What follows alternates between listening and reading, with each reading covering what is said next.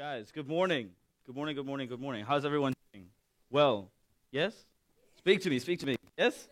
Oh, lovely. Have we been enjoying the great weather? Like, it's been great, except for today. It's been pretty bomb.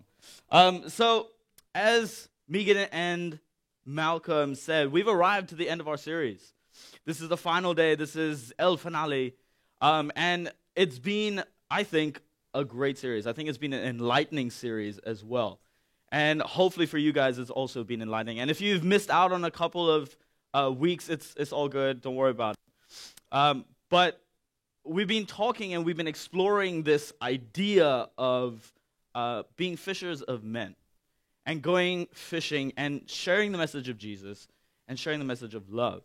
And so in the first week, we had Wes start us off and introduce this idea that Jesus has actually called us to be fishers of men. And he explained it to us and actually that we've actually been called to share the message of Jesus. And then in the second week, Walter shared with us the reason as to why we fish. Why we fish. And then in the third week, we had Graham share with us that this task that Jesus has asked us to do, to be fishers of men, was never meant to be a solo mission. It was never meant to be done alone.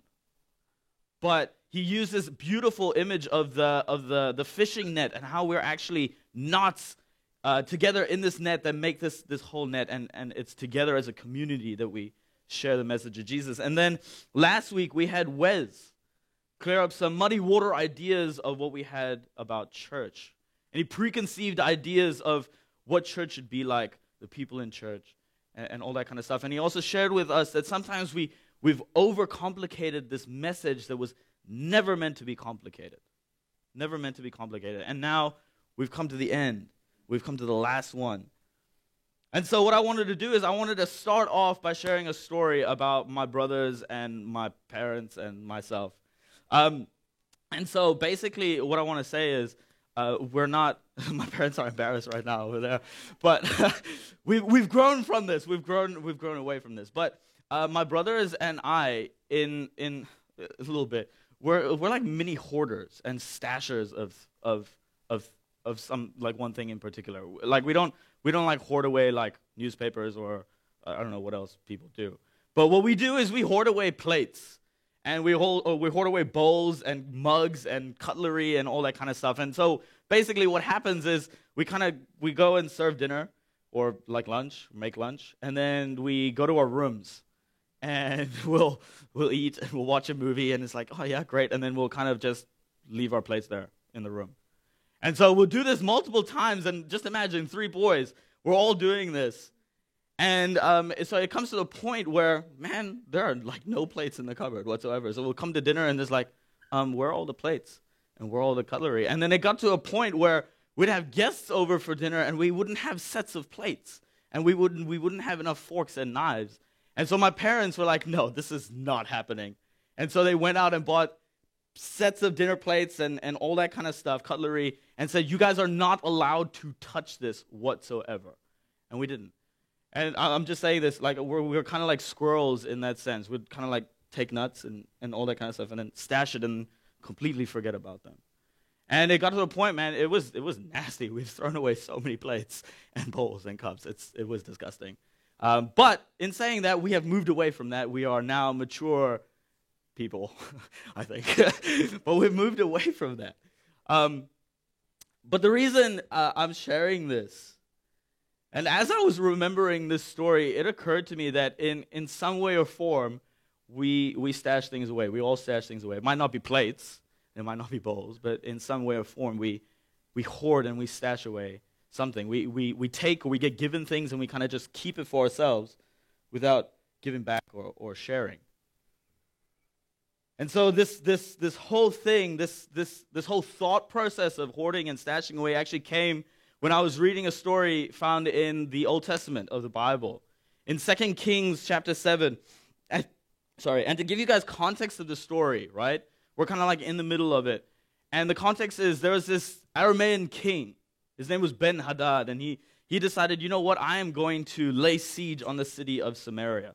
But I'm going to do it differently. I'm going to surround the entire city so that no what's it called, supplies or water or arms or people can enter, and no one can exit without going through my vast army. So he surrounded them. And so it got incredibly desperate. Man, times got incredibly desperate in the story. It says that like certain animal parts like that they sold for meat were selling for like crazy amounts of money. And it got to a point where they were eating donkeys' heads. Who eats donkeys' heads? And there's a story within that story of two women that said, that made a pact and said, you know what? We can eat my son today and we'll eat your son tomorrow. And it was like a whole thing. And so, who said the Bible was boring? Am I right? But the part of the story that I want to focus on is actually a little bit later, and it comes and it starts, or it focuses on, or it starts with these four lepers. And so we're introduced to these four lepers, and they're sitting outside the main city gates. And the reason why is because they weren't let in.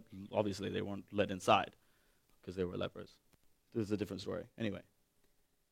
And while they were sitting outside in this main city gates, they came to this realization. And in verse 3, they say this. They said to each other, "Why stay here until we die?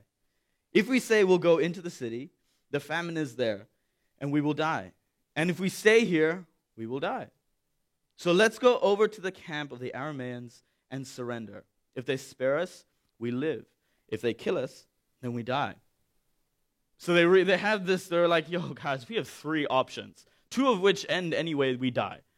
So why don't we go over to the enemy? Maybe we can convince them to let us live. And if not, we die anyway. So it's all good. So what they do is they decide, let's go with option number 3. And so they go to the Aramean camp, and as they're walking there, they're trying to figure out, and they come to the camp, and they realize, and they kind of look around, and they're like, this place is empty. It's deserted. It's ghost town. No one is there. And we learn in the story that God had actually made the Arameans hear that this massive army had come, and there was no army. But they heard this army, and the Arameans got scared, and they kind of just literally dropped everything and ran. Horses, they like horses, no, we run. And so they literally left everything. And so these 4 lepers did exactly what probably any of us would do if we were hungry and thirsty. They partied hard. They ate and they drank, and they were like, this is great. And then they realized that in the tents were silver and gold and this fine clothing. And they go, you know what? Let's go ransack it. And so they ransack it, and then they go into the desert, and they dig holes and put it in and make markers, and they come back a second time to the thing, and they do the exact same thing. And then they go ransack another tent, and then they go out into the desert, they dig holes, dig things, and come back a third time.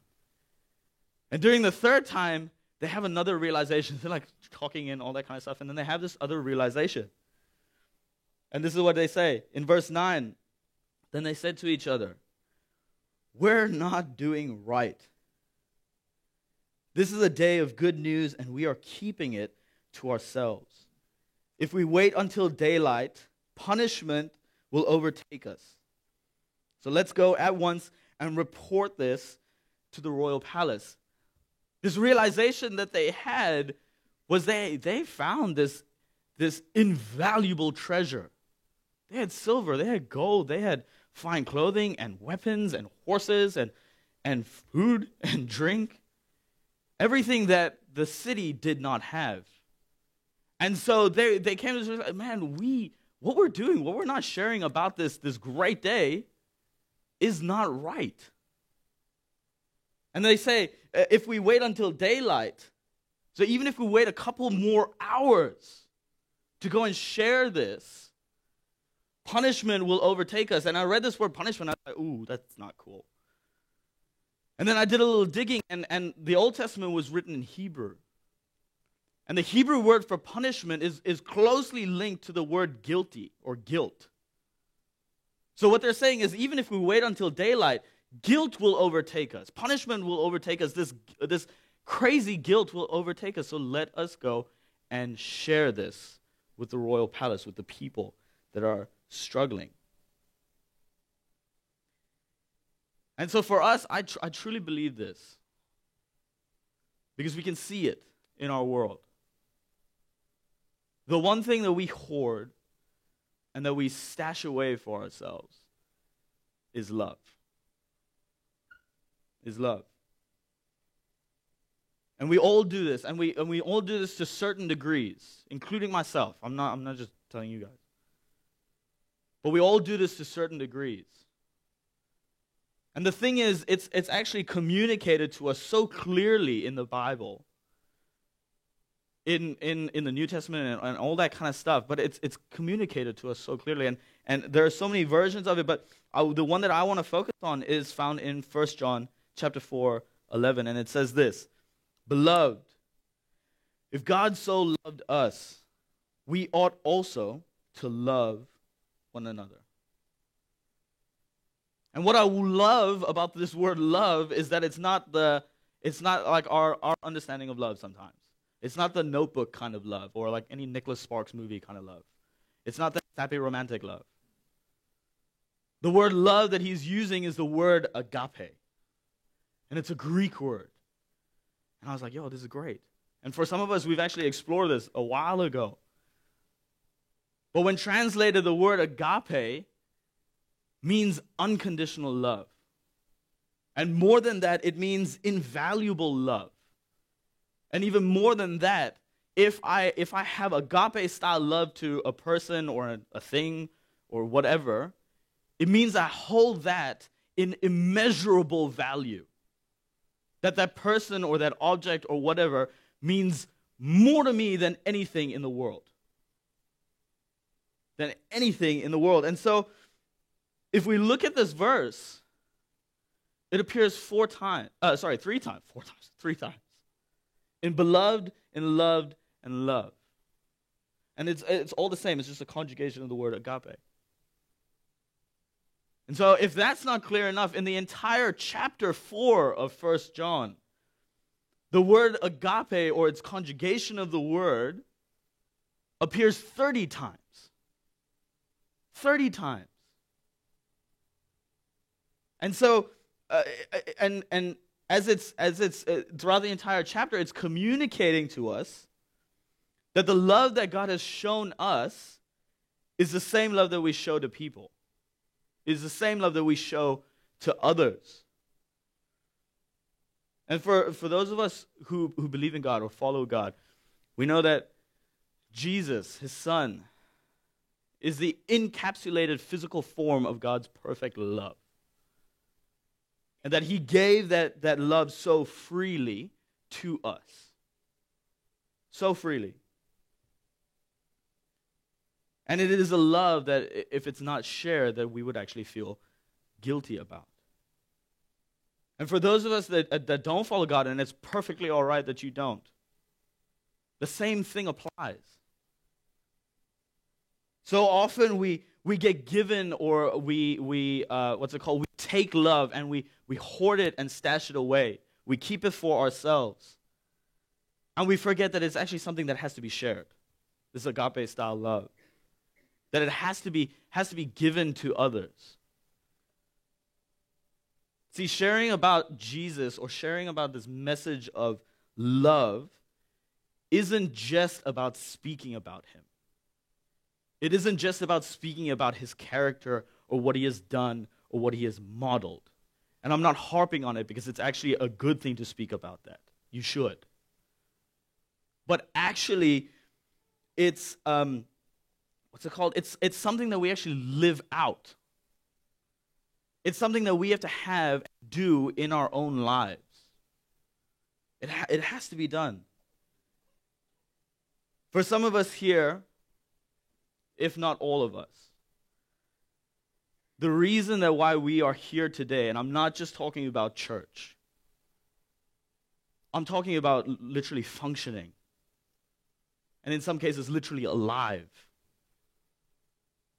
The reason that we are here is because someone or a group of someones decided to, at some point in your life or even currently in your life, decided to give love, to share love. And I can guarantee you that it's the same love that was given to them that they are now sharing with you. They got given this love and they're giving this love to you. See, when we have this idea that when we don't share love, we think that we don't lose out on anything. But we do.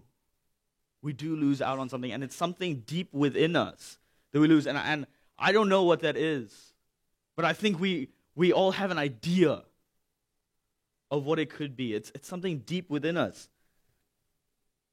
But when we miss the opportunity to share love with other people, or share this message of Jesus to other people, when we miss that opportunity, what they miss out is monumental. It's so big. You know, through the sharing of love and through the sharing of the message of Jesus, some people feel connected. Some people feel valued. Some people feel appreciated. For some people, they find a purpose. In some cases, they find a family. In others, they find community. When we aren't actively and intentionally sharing that message of Jesus and sharing that message of love, this is what we are withholding from people. This is what we are taking away from people. This is what we are not sharing with people. And these are just some of the things. There's a whole list, I'm sure. You know, throughout this year at Gracegate, we've had some amazing stories walk through these doors. Amazing stories. And I think one of the coolest stories that I've heard and I've had the privilege of talking to is this guy called Owen Pomana. And this guy, he is probably one of the most legit dudes I've ever met, ever. And the reason why is because he has got an amazing passion for the homeless people of Auckland. Amazing passion. He has a passion for God that is, and love, and sharing that love with the homeless that is quite literally overpowering. You talk to him and you're just like, oh my goodness. And so, through conversations with him, I've chatted with him and I've realized that his life hasn't actually always been the easiest. It hasn't been smooth sailing. But through conversations with him, the reason why he is so incredibly passionate about sharing this love and sharing this message of Jesus is because he was loved so recklessly.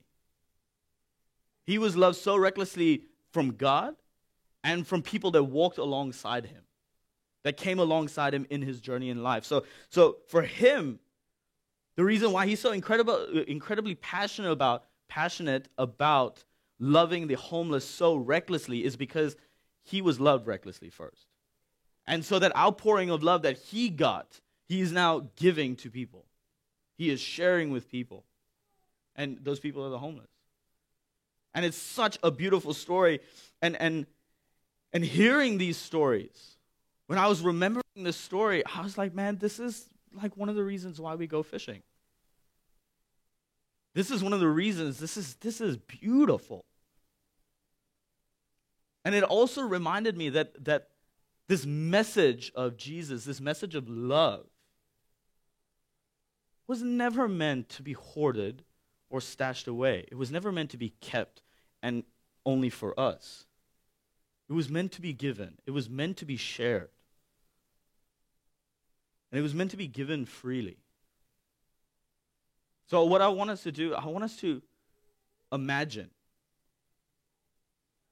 Imagine what our world would look like if we intentionally showed agape-style love to people. If we shared love instead of keeping love for ourselves. That we loved people with the same immeasurable value that God has loved us. With that same immeasurable value, that same agape-style love. Maybe for some of us, it's way too big to think about our world. So let's think about our community. What would our community look like if we loved people with agape-style love, if we intentionally shared that agape-style love, and we valued people with that immeasurable value? And maybe for some of us, that's even still too big. So let's imagine what our families would look like if we shared that agape-style love. If we intentionally loved people with immeasurable value. And maybe even that is too big. And you're like, Jordan, I don't have a family. They're somewhere else. I'm single. I'm good. And all that kind of stuff. Awesome. Then imagine if we chose one single person to love recklessly, to love with agape-style love, to value them with the same immeasurable value that God values us. What would that person look like? And this sharing of agape-style love isn't just for people that follow God. It really isn't. The word agape is found in the Bible, but it is not a Bible word. It's a Greek word. We just happen to use it. So for those of us that don't believe, and again, it's perfectly fine that you don't, you can too. You can love with agape-style love. You can share that message of love to the world, to your community, to your family, to that one single person. But what I hope that I'm communicating or sharing with you guys clearly, with everyone, is that Jesus modeled it first. Jesus modeled that a perfect agape-style love. And we can follow it. We can follow it. Yeah. So what I hope you take away is two things. Is first, the love that Jesus has given us so freely is the same love that we freely can give to people. That love that we have experienced or have felt, or maybe not yet, but that love that Jesus has given us so freely is the same love we can freely give to people. It's meant to be shared. And the second thing is, everyone and anyone can do it. With 3 steps.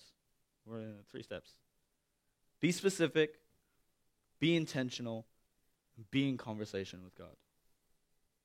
Be specific, be intentional, and be in conversation with God. Be specific. Identify specific people in your circle. Identify specific people in your workplace, at your schools that you teach at or go to. Identify specific people. You know, we have this preconceived idea, and trust me, this is me even now. We have this preconceived idea that God is going to place someone right in front of us. And we go, Jordan, this is the guy. This is the person. Go speak to him. And it does happen at times. It really does. I'm not saying it doesn't. But more often than not, it's with us actually being specific and intentional about who we are choosing to share. And I'm not saying that we got to go big in the first go. I'm not saying that we got to go and talk to an entire country or talk to an entire office or whatever. Choose one person. Choose 2 people. Choose 3 people. The second one is be intentional. We need to be intentional with how we go about sharing the message of Jesus. You know, avid fishermen or fishing women, yeah, they will intentionally set out time, right? They will say to their husbands or their wives or their girlfriends or boyfriends, honey, I am going fishing on this day. And unless it's an emergency, I do not want to be contacted at all.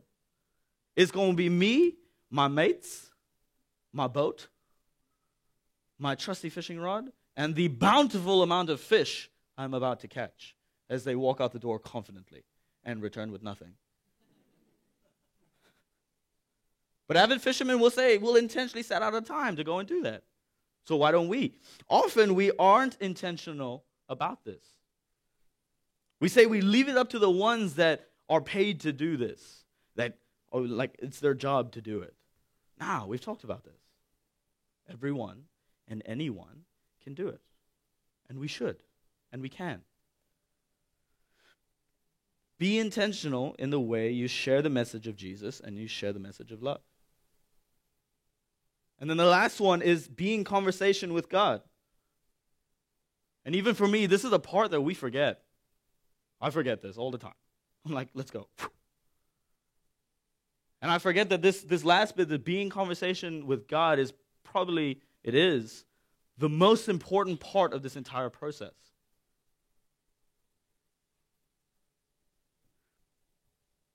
But it is not just for people that believe in God. It's not. Those that don't believe in God, man, He loves it. And this is for all of us who believe and don't believe. I'll tell you, it's going to be uncomfortable. It's going to be weird. But if we are in that conversation with God, it can be so surprising what comes out from it. So be in conversation with God, and everyone can do that. These three steps, everyone can do it. And everyone should.